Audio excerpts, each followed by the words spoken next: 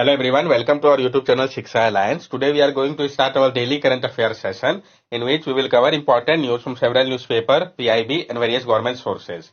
So let's begin our session. Our first topic is feed World cup. तो जो feed का world cup है इसके बारे में हम जानेंगे। Prime minister recently congratulated Raunak Sadhwani on his victory at the FIDE world junior rapid chess champion 2023। अभी हाल ही में प्राइम मिनिस्टर ने कांग्रेचुलेट किया था किनको? रौनक साधवानी को, उनके जीत के लिए FIDE world junior Rapid test Championship 2023 के लिए। तो किसने जीता था ये इंपॉर्टेंट हो जाता है। फीड वर्ल्ड कप के बारे में हम जान ले। फीड वर्ल्ड कप को स्टैब्लिश किया गया था 2000 में International Chess Federation FIDE FIDE के द्वारा। encompasses various iterations since 2005. It has been a 128-player single elimination test tournament, a vital part of the World Chess Championship qualification. ये जो है फीड वर्ल्ड कप, इसको स्टैब्लिश किया गया था 2000 में इंटरनेशनल चेस फेडरेशन फीड के द्वारा। ये इनकम्पास करता है बहुत टाइप का इटरेशन को। 2005 के बाद से इसमें जो है 128 player single elimination test tournament होने लगा। ये एक इंपॉर्टेंट पार्ट है वर्ल्ड चेस चैंपियनशिप क्वालिफिकेशन के लिए। जो फॉर्मेट है ये इंक्लूड करता है 7 राउंड मिनी मैचेस का, जिसमें 2 गेम होते हैं प्रत्येक के लिए। उसके बाद rapid and blitz tie breaker होता है अगर आवश्यकता पड़ती है तो, और जो फाइनल होता है वो कंसिस्ट करता है 4 गेम को बिफोर टाई ब्रेक के पहले। फीड के बारे में हम जान ले। इंटरनेशनल चेस फेडरेशन और World Chess Federation commonly refer to by its French acronym FIDE. It is an international organization headquartered in Lausanne, Switzerland, founded in 1924 that connect the various national chess federation and act as the governing body of international chess competition.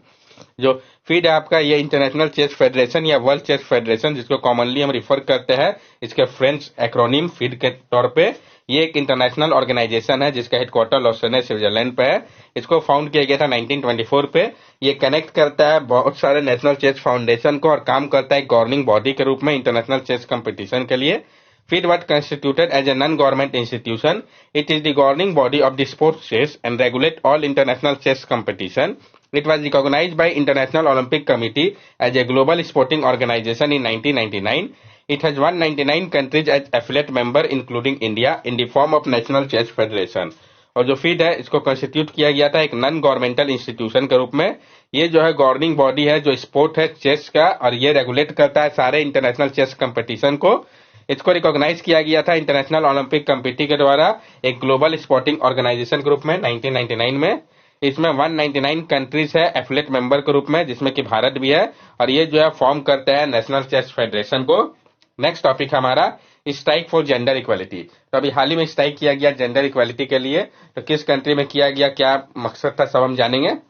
Iceland known for its gender equality witnessed a one-day strike by women, including Prime Minister Katrin Jakobsdottir, to protest gender discrimination. Despite topping global gender gap ranking for 14 consecutive years, two major issues persist. जो Iceland है जिसको कि जाना जाता है उसके gender equality के कारण, वहां पे देखा गया एक दिन का स्ट्राइक जो कि किया गया था वुमेन के द्वारा, जिसमें कि प्राइम मिनिस्टर कैथरीन जैकोब्सडोत्तिर भी थी, जो प्रोटेक्ट करने के लिए जेंडर डिस्क्रिमिनेशन को टॉप करता है ग्लोबल जेंडर गैप रैंकिंग पे 14 कंसेक्यूटिव ईयर से आइसलैंड। उसके बावजूद भी ऐसा हुआ। तो जो मेजर इश्यू था किस कारण, पहला तो था आपका gender pay gap where women earn 21% less than men in some profession. तो जो जेंडर पे गैप था जहां पे वुमेन जो थी वो अर्न कर रही थी 21% लेस अगर हम कंपेयर करें सेम प्रोफेशन में मेन से। तो gender based violence affect over 40% of women, और जो जेंडर बेस्ड वायलेंस है ये अफेक्ट कर रहा था 40% वुमेन को। The goal is to challenge societal mindset that perpetuate this inequality. In 1975, Iceland women staged their first strike, leading to law granting equal right regardless of gender a year later. और जो गोल है वो challenge करने को लेके है, जो societal mindset है जो कि परपिचुएट कर रहा है इस इनइक्वालिटी को। 1975 में आइसलैंड के वुमेन ने स्टेज किया था पहले स्ट्राइक को, जिसके बाद लॉ जो कि दे रहा था इक्वल राइट को कोई जेंडर के बिना भेदभाव किए हुए 1 साल बाद आया।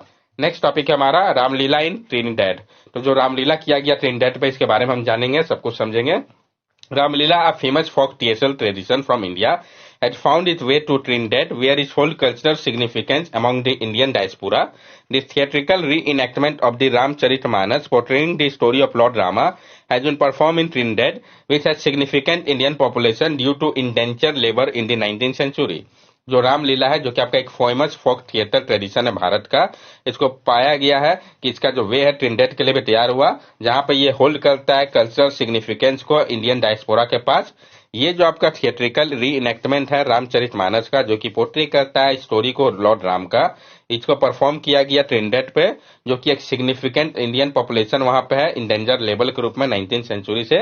इन the early 19th century Britain abolished slavery in its colony, creating an economic crisis for places like Trinidad, which heavily relied on slave labor in the sugar industry. 19th century के समय पे ब्रिटेन ने abolish कर दिया था slavery को अपने colonies में। इसके कारण एक इकोनॉमिक क्राइसिस क्रिएट हो गया, जो प्लेसेस है ट्रिनिडेड जैसे प्लेसेस में, जो कि बहुत ज्यादा डिपेंडेंट है स्लेव लेबर के ऊपर में शुगर इंडस्ट्री के कारण। तो उसी को सॉल्व करने के लिए ये किया गया था। एड्रेस करने के लिए लेबर शॉर्टेज को प्लांटेशन ओनर जो थे ट्रिनिडेड में, उन्होंने इंडेंजर लेबर को लाया भारत से, जो कि पहले ग्रुप अराइव किए थे वहां पे 1845 के समय पे। ये जो इंडेंजर लेबर थे उनका जो कल्चर था उनके साथ, जैसे कि रामलीला ट्रेडिशन था, वो भी आया ट्रिनिडेड पे। Ramlila is a traditional folk performance of the ancient Hindu epic Ramayana. The name literally means Rama play. It is performed in northern India during the festival of Dasara, which is held each year in autumn. Ramlila को जो है आपका ये एक traditional folk performance है ancient Hindu epic Ramayan का।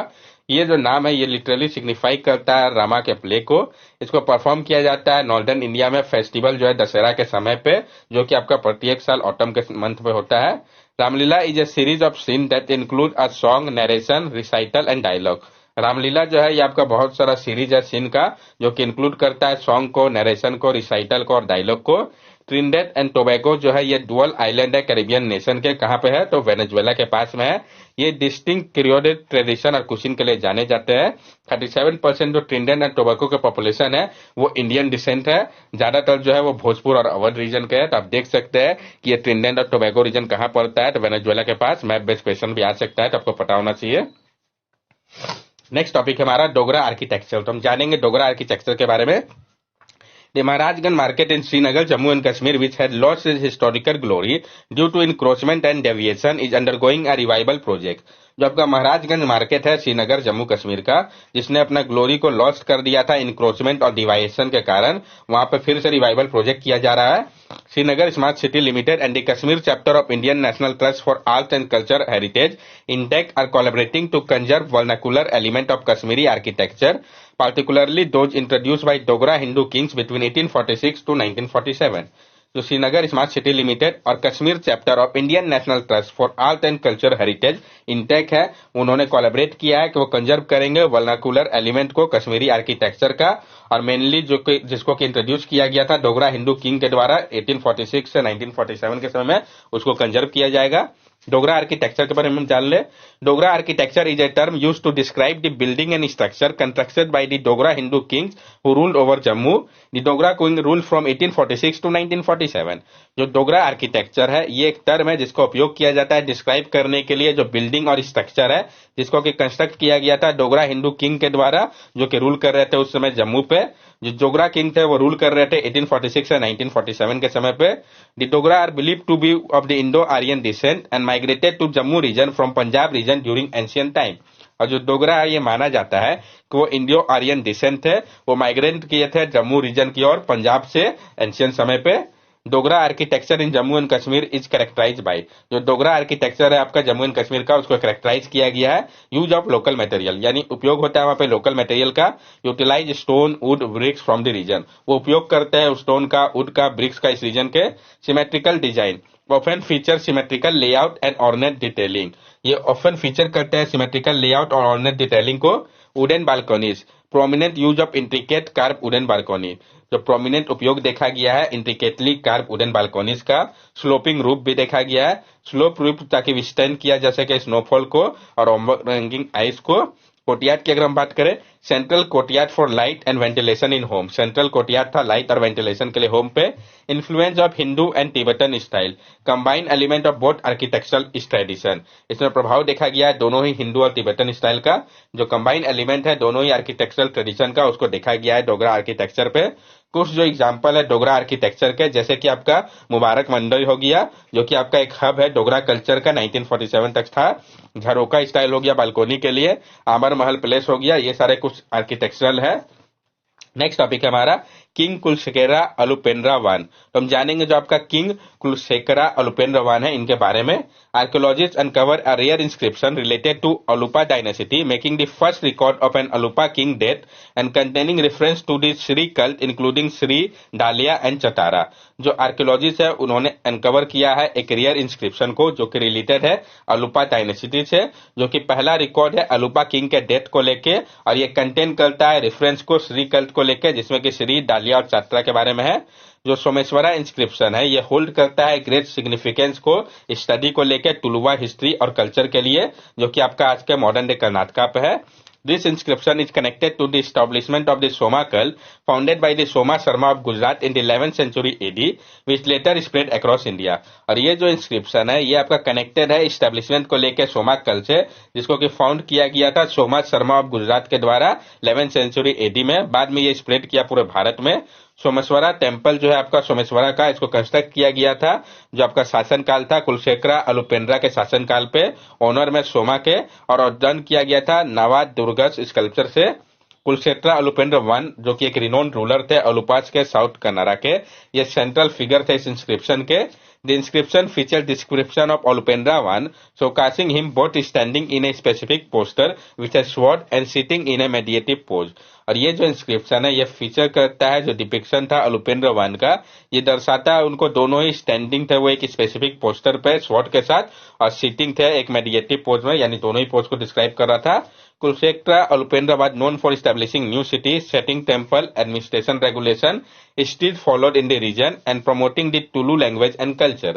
और जो कुलशेखरा अलुपेंद्र है इनको जाना जाता है कि इन्होंने स्टैब्लिश किया था न्यू सिटी को, सेट किया था टेम्पल को, एडमिनिस्ट्रेशन रेगुलेशन को, जिसको कि आज भी फॉलो किया जा रहा था उस रीजन पे, और इन्होंने प्रमोट किया था टुलू लैंग्वेज और कल्चर को उस समय। उनका जो रूल था टुलू नाडु पे वो 1156 से 1215 एडी तक का था। जो इंस्क्रिप्शन है वो अभी भी अनडेटेड है और ये माना जाता है कि 12th सेंचुरी बेस्ड पैलियोग्राफी पे है। यहाँ पे आप देख सकते हैं जो तुलु नाडु का एरिया है, अगर मैप बेस्ड क्वेश्चन अगर आता है एंशिएंट हिस्ट्री में तो उसमें ये मदद करेगा। नेक्स्ट टॉपिक है हमारा Gujarat Dhordo village get UNWTO recognition. तो किसको मिला ये इंपॉर्टेंट हो जाता है, ये रिकॉग्निशन है क्या, ये भी इंपॉर्टेंट है। तो जो गुजरात का धोर्डो विलेज है उसको UNWTO रिकॉग्निशन प्राप्त हुआ है। धोर्डो विलेज ये कहाँ पे है, तो गुजरात में है। उसको रिकॉग्निशन मिला है United Nation World Tourism Organization UNWTO का कि ये one of the best tourism village है 2023 के लिए। धोर्डो जो कि आपका लोकेटेड है ग्रेट रन ऑफ कच्छ के पास, ये जाना जाता है इसके एनुअल रन उत्सव के लिए जिसको सेलिब्रेट किया जाता है। ये जो रीजन है rich culture, heritage, traditional arts, music और क्राफ्ट को दर्शाता है। UNWTO रिकॉग्निशन ऑफ विलेज जो है इसके बारे में हम जान ले। तो जो United Nation World Tourism Organization recognition of village है ये रिकॉग्नाइज करता है विलेज को, उनको कंट्रीब्यूशन को देखते हुए रूरल डेवलपमेंट और preserve landscape, culture diversity and culture tradition के लिए। जो विलेज एक्सेल करते हैं अलग अलग एरियाज में जिसमें कि cultural, natural resource, sustainability, tourism development आता है, उनको रिकॉग्नाइज किया जाता है। बेस्ट टूरिस्ट विलेज इनिशिएटिव को लॉन्च किया गया था 2021 में। ये आपका पार्ट है UNWTO के एफर्ट का ताकि प्रमोट किया जा सके रूरल डेवलपमेंट को, कॉम्बैट किया जा सके डीपॉपुलेशन को और इंकरेज किया जा सके सस्टेनेबल प्रैक्टिसेस को टूरिज्म के माध्यम से। United Nation World Tourism Organization UNWTO, तो इसके बारे में भी हम जान ले। United Nation World Tourism Organization जो है ये आपका एक स्पेशलाइज्ड एजेंसी है यूनाइटेड नेशन का जो प्रमोट करता है रिस्पॉन्सिबल, सस्टेनेबल और यूनिवर्सली एक्सेसिबल टूरिज्म को। UNWTO का जो हेडक्वार्टर है वो मैड्रिड, स्पेन पे है। UNWTO प्रमोट करता है टूरिज्म को एक ड्राइवर के रूप में इकोनॉमिक ग्रोथ, इंक्लूसिव डेवलपमेंट और इन्वायरमेंटल सस्टेनेबिलिटी के लिए। That's all for daily current affair session. अगर आपको हमारी वीडियो अच्छी लगी हो तो हमारे चैनल सब्सक्राइब करें, हमारे वीडियो को लाइक करें और ज्यादा से ज्यादा शेयर करें। These are our social media link. From here also you can stay connected with us and give us your valuable feedback. Thank you and have a nice day.